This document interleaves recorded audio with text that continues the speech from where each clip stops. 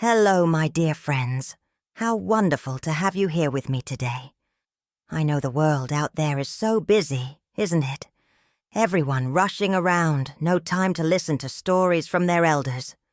But you stopped to listen to me, and that warms my old heart in ways you can't imagine. You know, sometimes life takes us down paths we never imagined we'd walk. It's like when you plant a tiny seed without knowing what flower will bloom. That's how it was for me. A story that began with a simple, "Good morning, I'm here for the job interview," and ended up becoming the love of my entire life. Before I begin my story, I'd like to ask a small favor from the heart. Please subscribe to this channel and leave a comment telling me which city you're watching from. This helps me feel we're close, as if you were right here in my living room, having freshly brewed coffee with me, smelling the cheese biscuits I just took out of the oven. Now let's begin.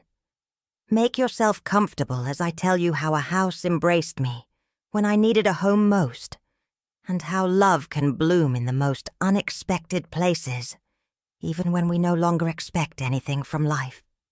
I was 30 years old when I arrived in the big city.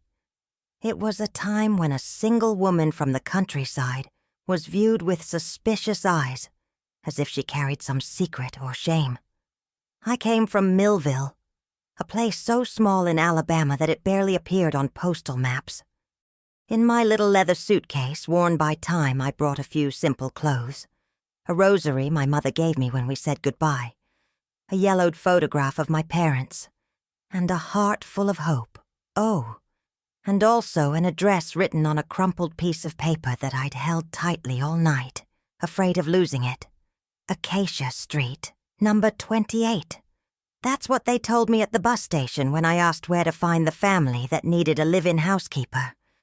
I arrived there after walking for almost an hour, my feet already aching in the only decent pair of shoes I owned. When I finally found it, it was a beautiful house that took my breath away.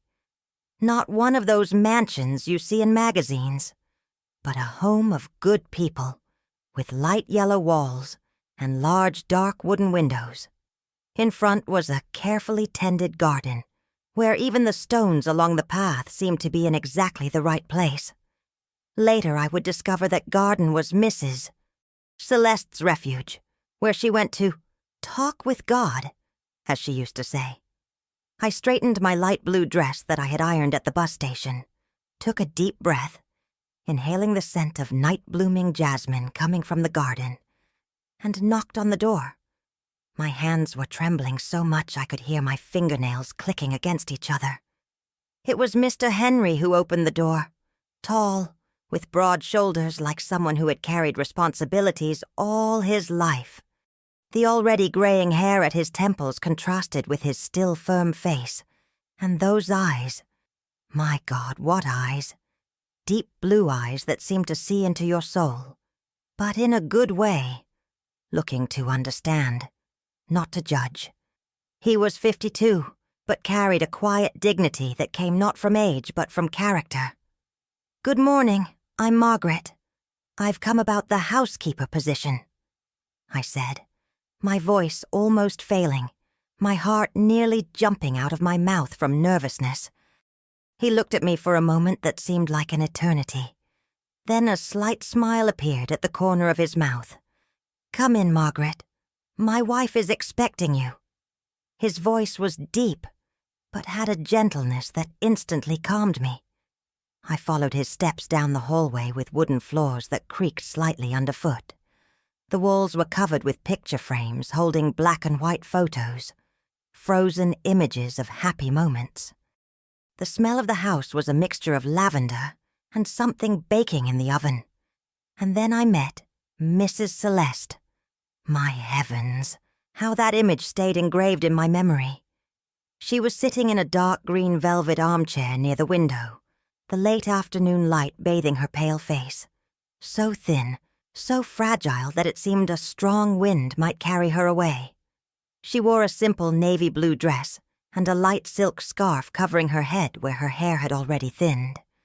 Later, I would discover she was fighting cancer that stole her strength day by day. But my God, what a smile that woman had. One of those smiles that seemed to illuminate not just the room, but your entire life. A smile that started on her thin lips and rose to her eyes, creating small wrinkles in the corners that told stories of many joys lived. Margaret. What a beautiful name, like the flower that grows in the fields without anyone needing to plant it, she said, and her voice was like soft music, the kind you hear and immediately feel peace. At that moment, I felt I would not only like her, but love her as if she were my own family. The interview was brief, but intense. They needed someone who would not only take care of the house, wash clothes in the backyard wash tub, prepare meals on the wood-burning stove in the kitchen, and keep the dark antique wooden furniture always gleaming, but mainly, someone who would keep Mrs. Celeste company. Mr. Henry worked all day as an engineer at a construction company, leaving when the sun had barely risen and returning after dark, and he couldn't bear the idea of leaving his wife alone with the disease consuming her. "Do you think you can do it, my dear?" Mrs. Celeste asked, holding my hand with her thin, cold fingers. The gold wedding band seemed too big for that delicate hand. "It's not just sweeping floors and cooking meals. It's enduring the bad days when I can't even get out of bed. It's listening to the same old stories I tell when pain makes me confused. It's having patience when I cry for no apparent reason." I looked deep into her eyes, brown like good planting soil, and spoke with an open heart. "Mrs. Celeste, my mother always said God puts the right people in our path at the exact right time. You may not believe it, but I prayed all night, asking for this door to open for me. I think He brought me here today. It wasn't a coincidence." And so began my journey in that house. During the first days, I just observed, learning the tastes and customs of that home. How Mr. Henry liked his coffee strong and black, served in the porcelain cup that had been a wedding gift. How he sat in silence reading the newspaper during breakfast, but always made a point of kissing his wife's forehead before leaving, in a gesture so full of love that I would look away, so as not to intrude on that intimate moment. I learned how Mrs. Celeste could only sleep if the window was slightly open to feel the night breeze and hear the crickets singing.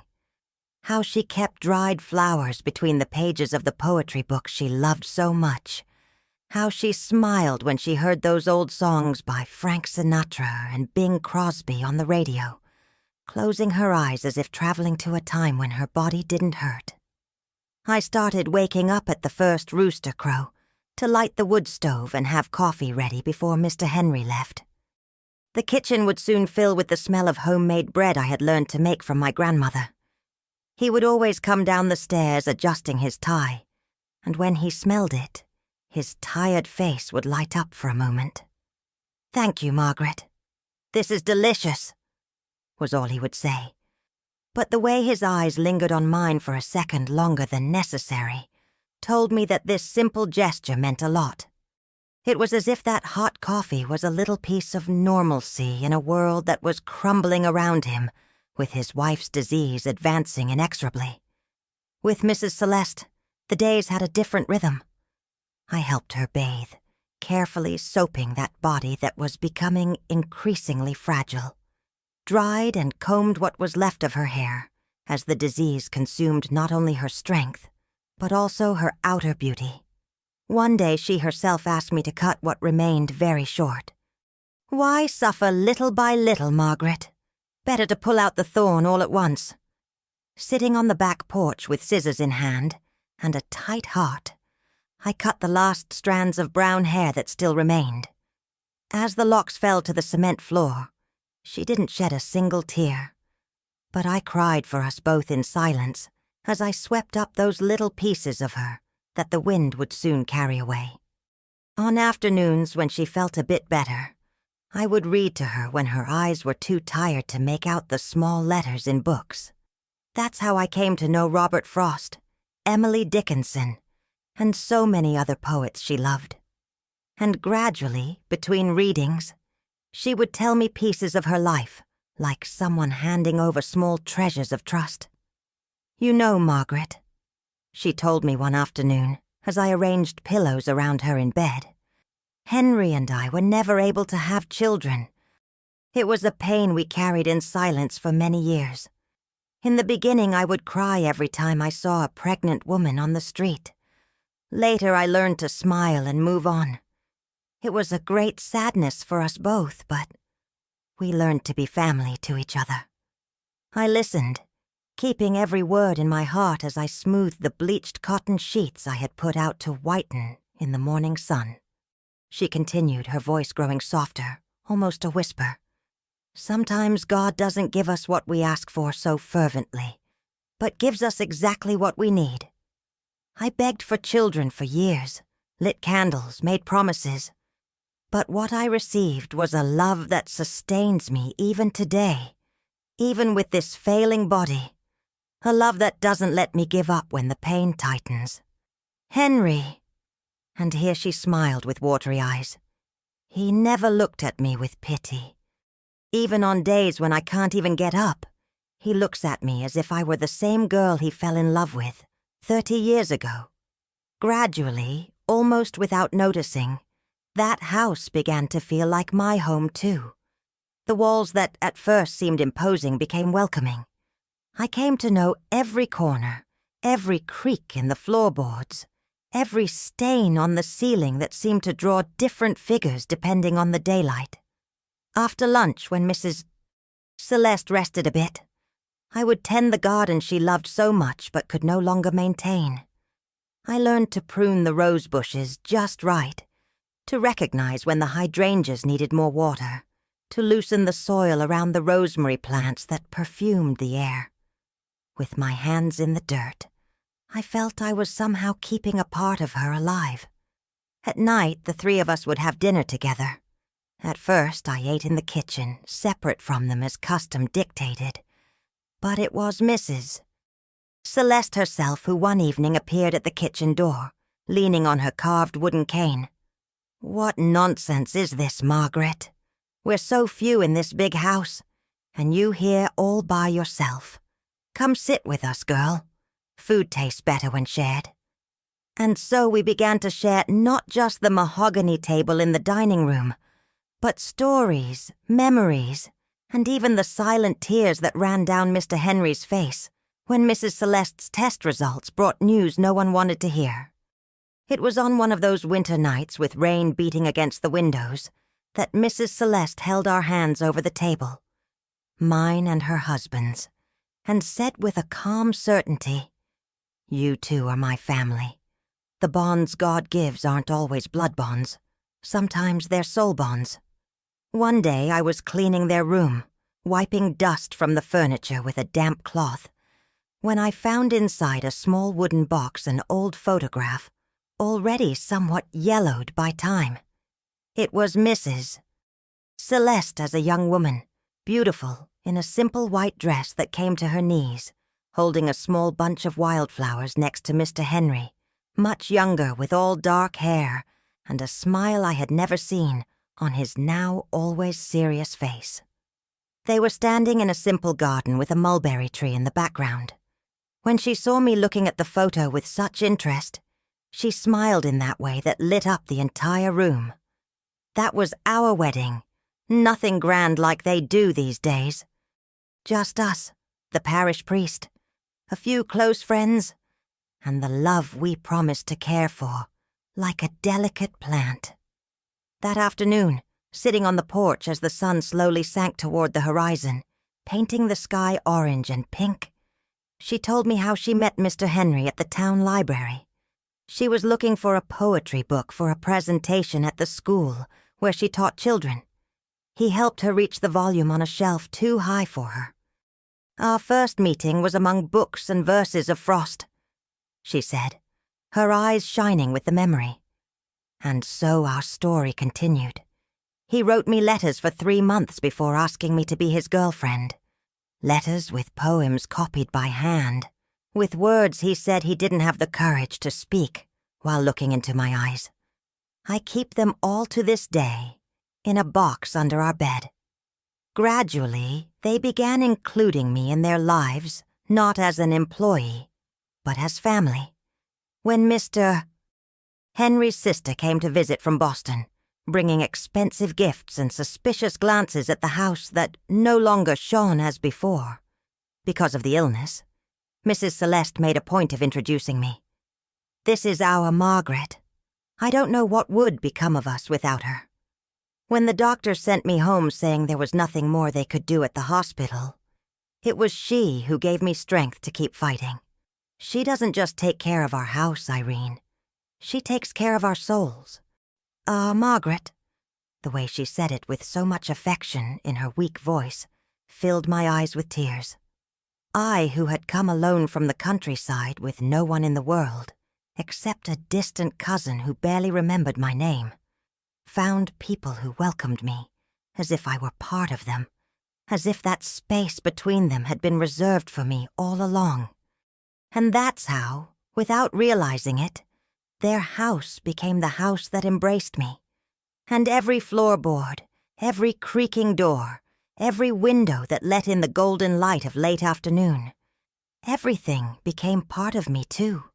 Each day that passed, I thanked God for giving me the courage to knock on that door at Acacia Street, number 28, even with a heart tight with fear and loneliness. But destiny, my dear friends, sometimes has plans we can't even imagine. And that's how the second chapter of my story began, on a rainy day I'll never forget. It was on a Sunday morning that Mrs. Celeste departed this world.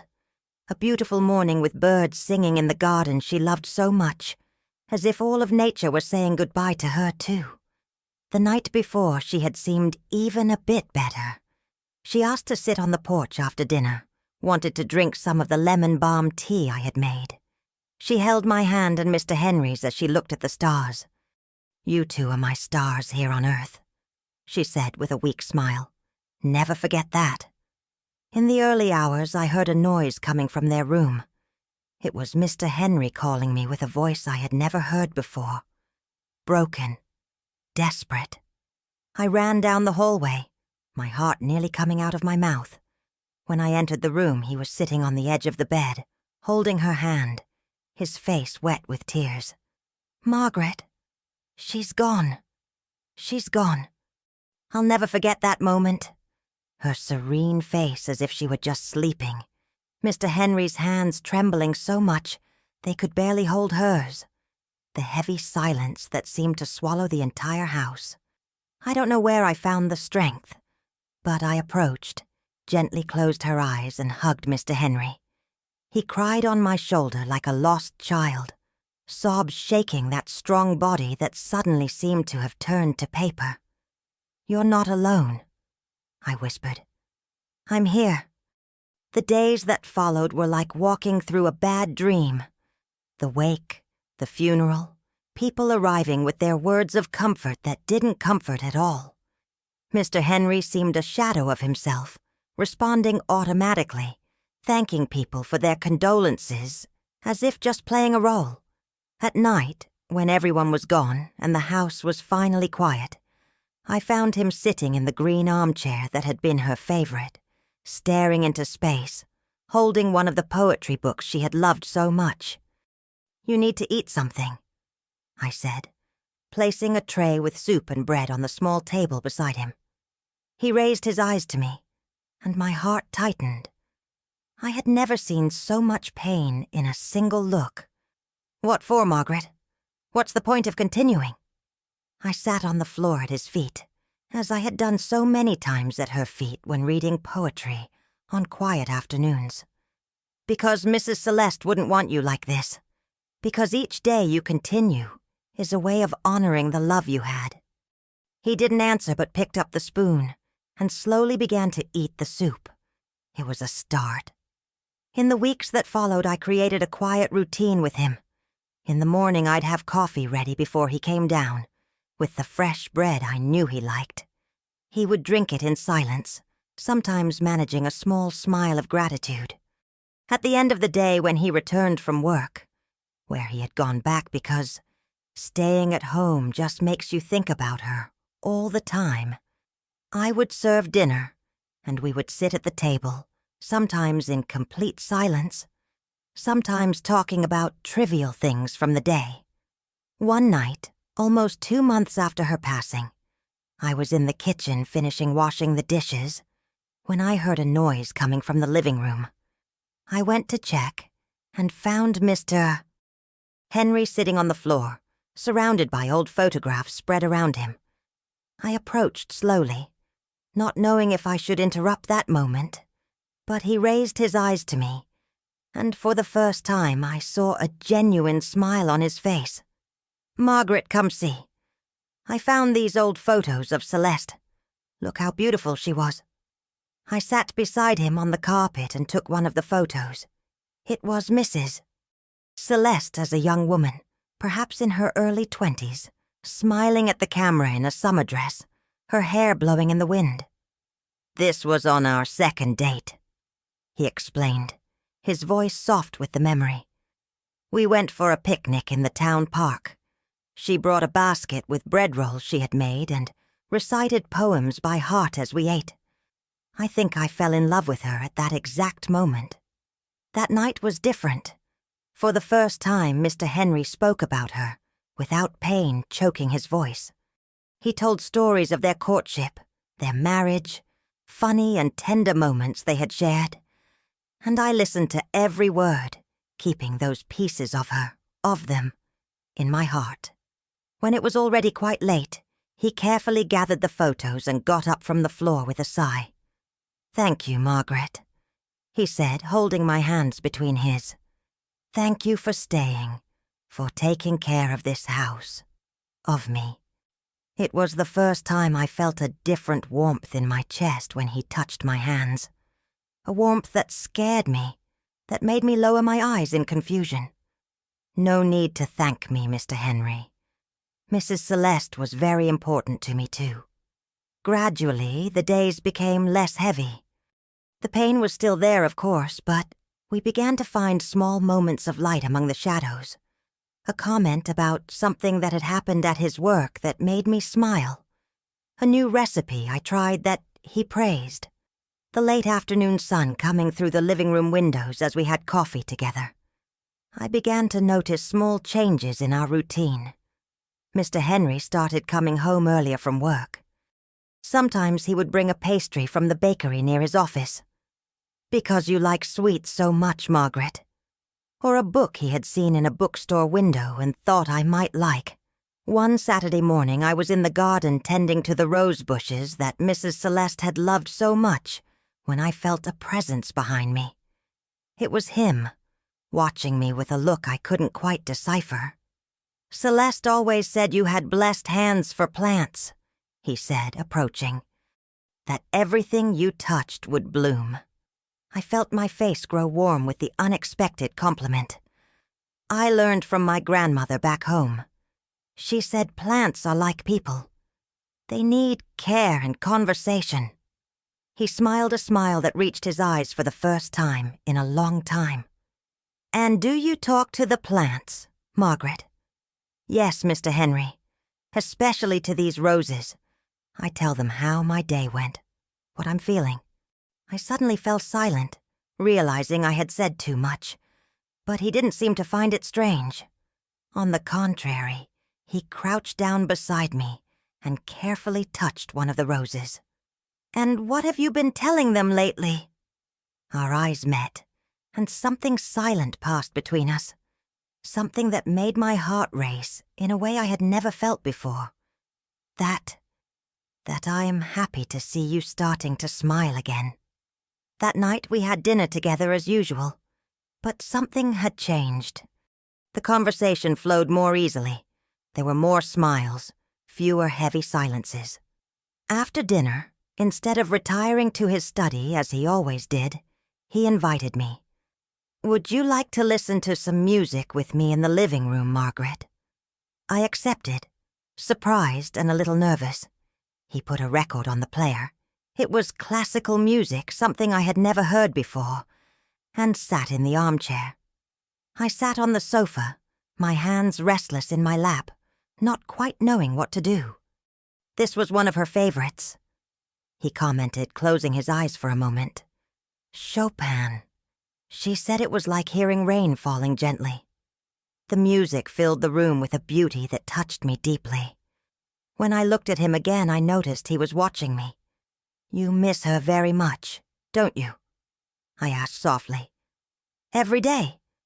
Every day, he answered honestly, but hesitated. In recent times, I felt that the pain is different, less suffocating. That's good, isn't it? It is, Mr. Henry. And at the same time, sometimes I feel guilty about that. I got up from the sofa, and in an impulse I couldn't control, sat on the arm of his chair. Mrs. Celeste wouldn't want you to live in sadness forever. She herself told me once that love is freedom, never a prison. He took my hand then, and held it with such gentleness that I felt tears in my eyes. You always know what to say, don't you? You always know how to calm my heart.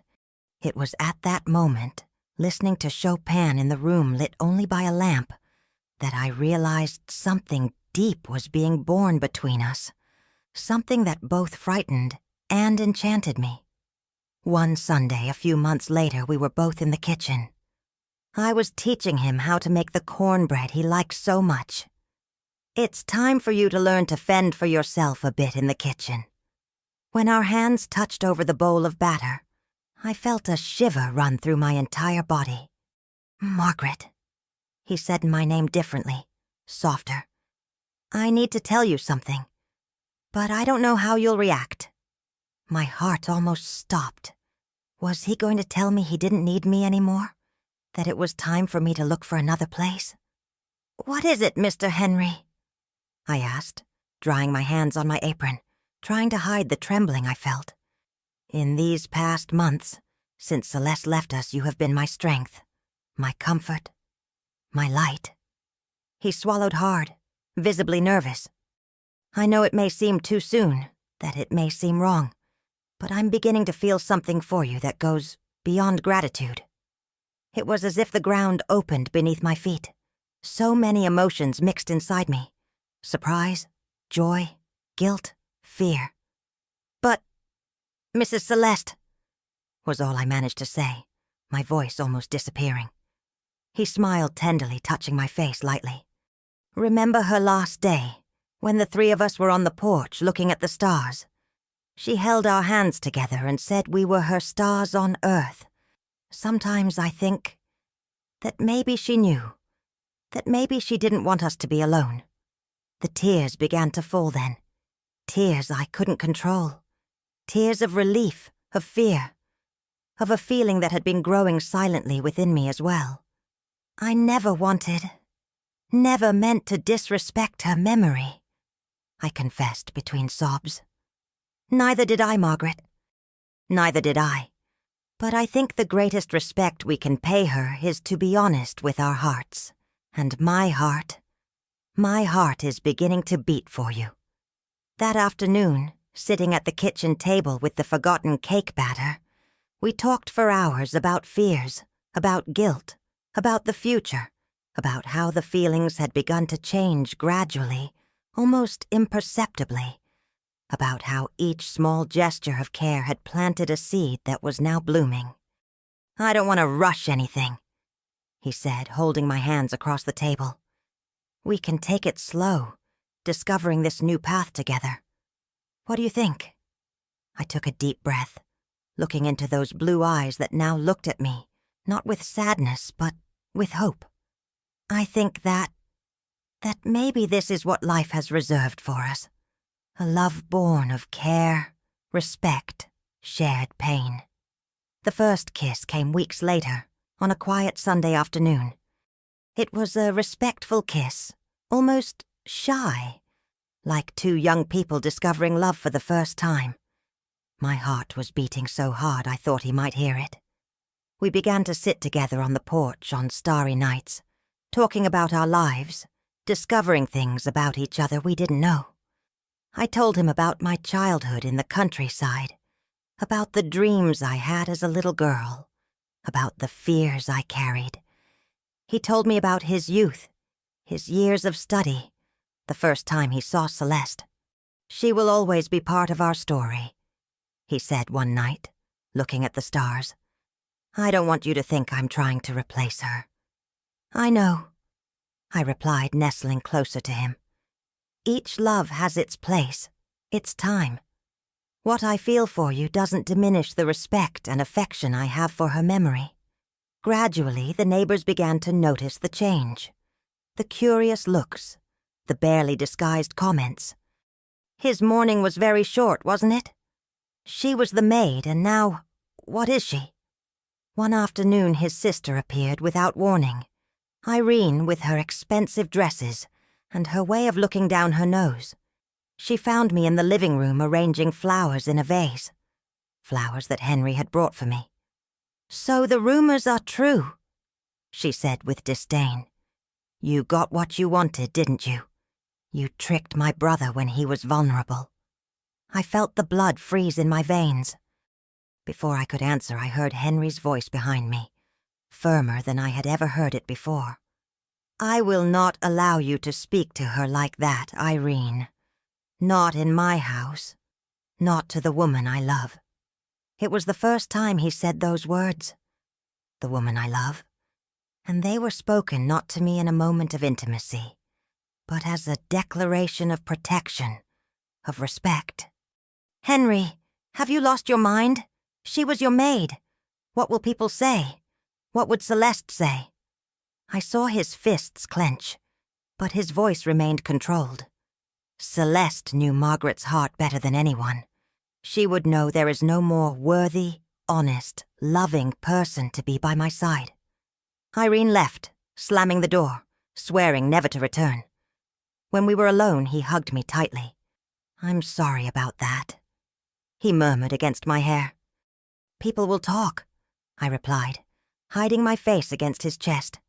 "They'll say terrible things about us." He pulled back a little, looking into my eyes with a calm certainty. "Let them talk. Only we two know the truth of what's in our hearts." That night, under the stars on the porch, he proposed to me. There was no ring, no grand, eloquent words, just a man with a broken heart who had found a new path, and a woman who never imagined destiny would bring her so much love. "I want to build a life with you, Margaret. A life of respect, partnership, quiet love." We married in a simple ceremony. Just us and a few close friends who truly understood our story. I wore a light blue dress, not white as it didn't seem right, and he wore a gray suit that matched the silver in his hair. Before we left for the ceremony, I paused for a moment in the room that had been theirs, Henry and Celeste's, then ours, now just mine. I looked at her portrait on the dresser. He had insisted it remain there. "I hope you approve, my friend," I whispered to the smiling photograph. "I promise to care for him, as you would. I promise to honor everything you taught me." And so began our life together. Not like a fairy tale, but like a real story with ups and downs, with days of sunshine and days of rain, with memories that sometimes brought tears to his eyes, but that we learned to welcome with serenity. We lived together for many years. Years of coffee shared in the morning, of hands that sought each other in the dark before sleeping, of quiet conversations on the porch watching the sunset, of a love that wasn't born from overwhelming passion, but from a deep understanding of the value of companionship, mutual care, respect. Today, at 80, I live alone in this same house on Acacia Street, the house that was first theirs, then ours, and now just mine. But I never feel truly alone here. The walls hold all our stories, all our laughter, all our tears.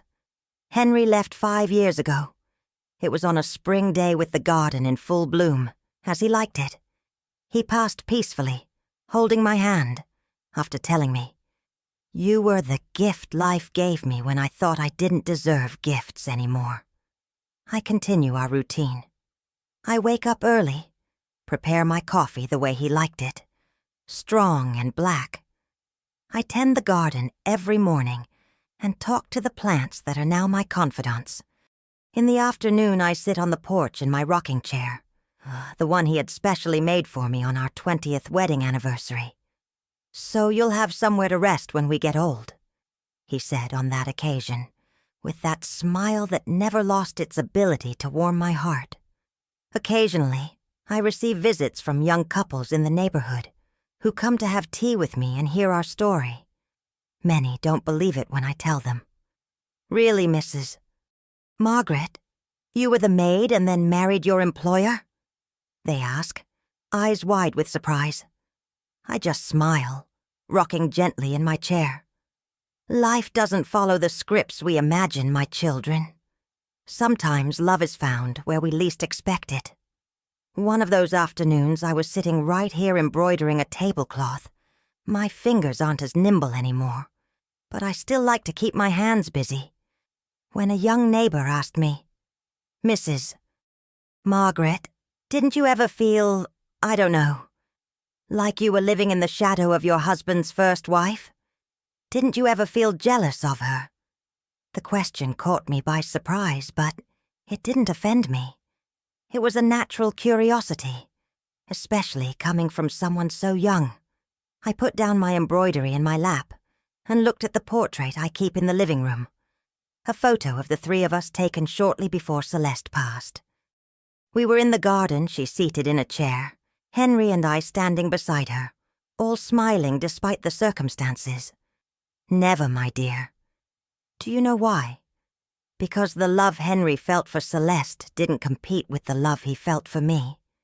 They were different loves, born at different moments in his life. One didn't diminish the other. I paused, searching for the right words to explain something so complex in a simple way. You see, when Celeste was sick, she told me something I've never forgotten.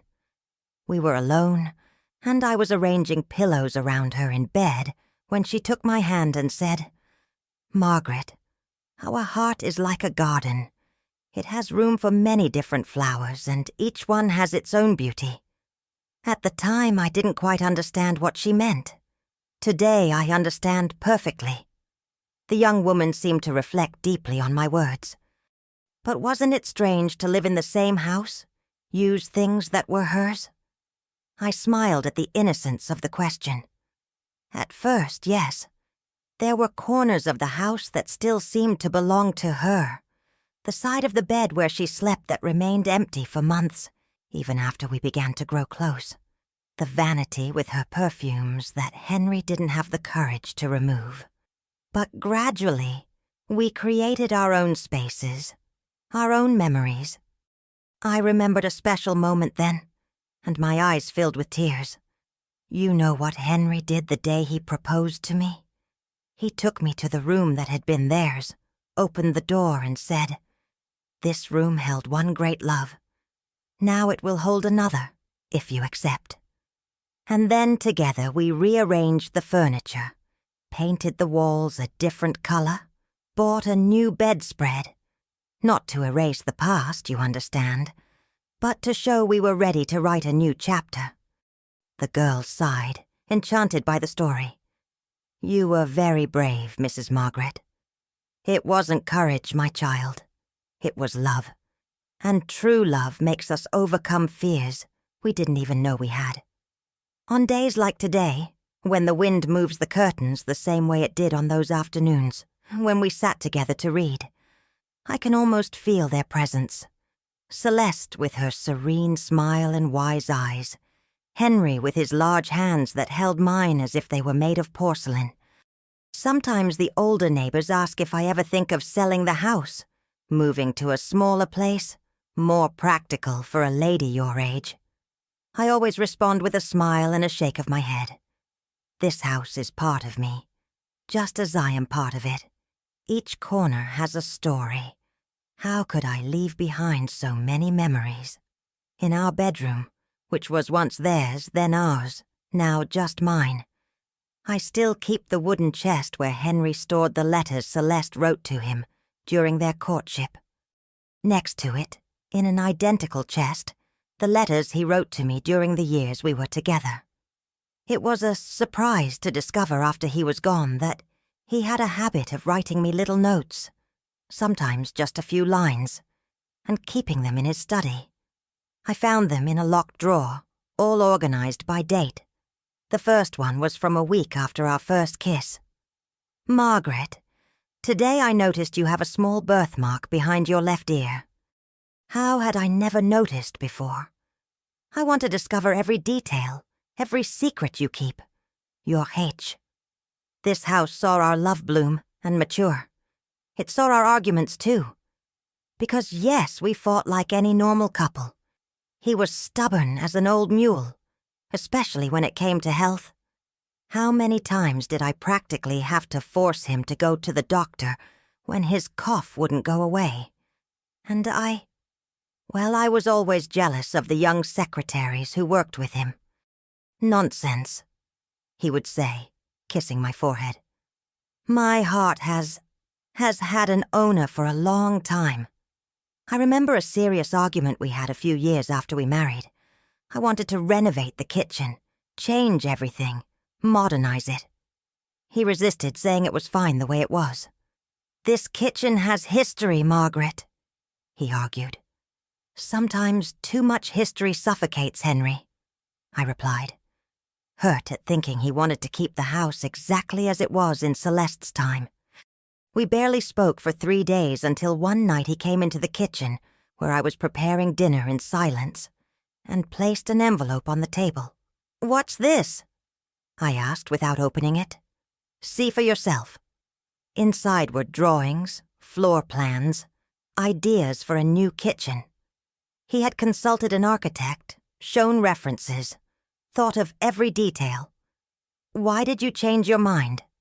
I asked, confused and moved. "Because you were right. We need to honor the past but also create our own present. This is our house now, Margaret, our story. That's how we learned to balance memories with the life we were building together. We never tried to erase Celeste from our lives. On the contrary, we kept her memory with affection. Every year on the anniversary of her passing, we would go together to the cemetery to bring flowers. Henry always chose white lilies, her favorites, and I brought daisies because that's how she called me in our first meeting. Like the flower. When we celebrated our 25th wedding anniversary, we had a small gathering right here in the garden. We invited the few friends who understood and respected our story. During the toast, Henry said something I'll never forget. "I thank God for giving me not one but 2 great loves in my life, because only those who have truly loved once can understand the miracle of finding love again." I remember looking at the sky at that moment, dotted with stars, and thinking that Celeste would be smiling at us. The years passed. We grew old together. We saw the world change around us. Cars replaced horse-drawn carriages on the streets. Televisions arrived in neighboring houses. The neighborhood grew and modernized. But inside our home, we maintained our peaceful rhythm, our simple routine. Henry retired, and finally I had him at home all day. I learned that love is also patience. A lot of patience. When he decided his new hobby would be woodworking and filled the backyard with tools and pieces of wood. In exchange, I got beautiful bookshelves for my books, made with his own hands. As age advanced, roles began to reverse. Now I was the one caring for him, when his health began to weaken, just as I had once cared for Celeste. Now I helped Henry with his medications, with bathing, with the exercises the doctor recommended for his painful joints. One night, 2 years before he passed, we were sitting on the porch as usual. He held my hand and said, "You know what's funny, Margaret? Life takes such unexpected turns. When I hired you all those years ago, it was you who would care for my first wife. Now it's you who cares for me in old age. And I would do it again and again and again," I replied without hesitation. caring for those we love isn't a sacrifice. It's a privilege. He smiled in that way that always made my heart race, even after so many years. I never imagined that by taking care of my house, you would end up taking care of my heart too. In his final months, when he was quite weak, we would spend hours in bed holding hands, remembering our story. How we gradually grew close after Celeste's passing. The first coffee we shared on the porch, no longer as employer and employee, but as two lonely hearts seeking comfort. Our first shy, respectful kiss. The first time we slept together after we were married, as if we were two inexperienced young people discovering love for the first time. "You gave me a second chance to be happy, Margaret," he whispered one night, his voice already weak. A second chance I didn't know I deserved. When he passed, it wasn't a surprise. It was as if he had arranged with God the right time to go. He was at peace, serene. I held his hand until the last breath, silently thanking him for the years we had together. The morning this time was different for me. It wasn't that desperate pain I had seen in Henry's eyes when Celeste passed. It was a mature pain, an emptiness that coexisted with gratitude for everything we had lived. In the first few months, I would talk to him around the house as if he were still here. "Henry, the roses are beautiful today." Or, "The coffee is just how you like it, strong and black." Even today, I sometimes catch myself doing this, especially on Sunday mornings, which were our favorites for staying home, just the two of us.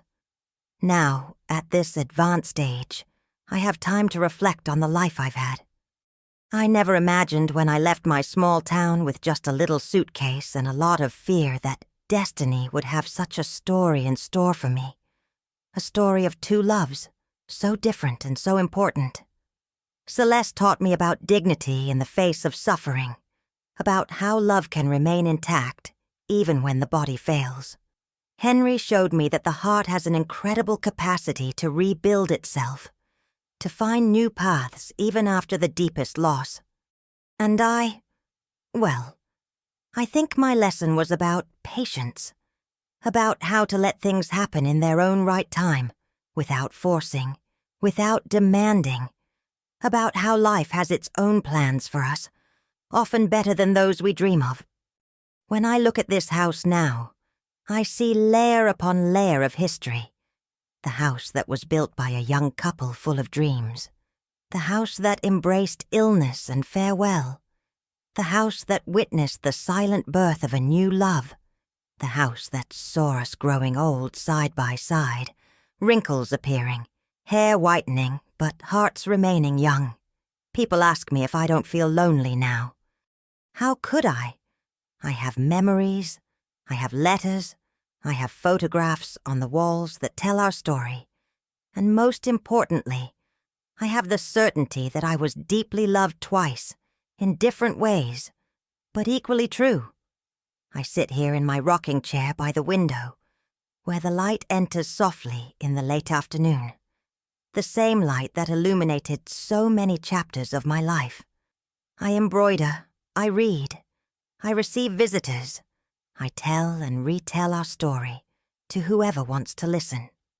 I never imagined that by caring for another woman's pain, I would find the man who would care for me until the end of his days. I like to say it wasn't a fairy tale. It was real life, with pains, losses, joys, discoveries, with care, respect, and true love. I want to thank you all who stayed until the end, listening to an old lady's story. I hope something I shared has touched your hearts. I thank God for the opportunity I had to meet and care for Mr. Henry, to share so many years beside such a good, honorable, loving man. You know, my dears, if there's one lesson I've learned in all these years, it's that life rarely follows the path we plan. Sometimes it takes us on detours that seem painful, incomprehensible. But if we have patience, if we keep our hearts open, we discover these detours lead us exactly where we needed to be. Love has many faces, many forms. No matter the age, no matter the circumstances, when it arrives, we need to have the courage to open the door and let it in, even if it comes in a different package than we expected. And always remember, caring for those we love isn't a burden. It's a privilege. Each moment of care, each gesture of attention, each word of comfort we offer someone is a form of love that remains long after our time here on Earth. Thank you for listening to me. Thank you for allowing my story to live through you. And may God bless each of you with a love that overflows, that heals, that transforms, like the love I had the blessing to live